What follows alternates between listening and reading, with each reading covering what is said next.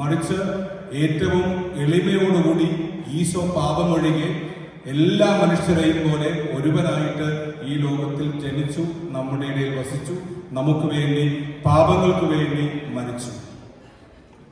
ഈ ഒരു സംഭവത്തെ, മനുഷ്യാവതാരത്തെ സുവിശേഷം വിളിക്കുന്നത് സദ്വാർത്ത എന്നാണ്. കാരണം ഇരുട്ടിൽ കഴിഞ്ഞിരുന്ന ഒരു ജനത്തിന് വലിയ പ്രകാശമായിരുന്നു ഉണ്ണീശോയുടെ, രക്ഷകന്റെ ഈ ലോകത്തിലെ ജനനം. പ്രിയമുള്ളവരെ, ഈ ക്രിസ്മസ് രാവ് നമ്മളിവിടെ ആഘോഷിക്കുവാനായിട്ട് ഒരുമിച്ച് കൂടുമ്പോൾ ഈശോയുടെ ജനനം സദ്വാർത്തയായെങ്കിൽ ആ സ്വർഗം തൊട്ട, ഈശോ തൊട്ട മണ്ണില് ഭൂമിയിൽ ജീവിക്കുന്നവരാണ് നമ്മൾ ഓരോരുത്തരും. എല്ലാവരും നമ്മൾ മനുഷ്യരാണ്.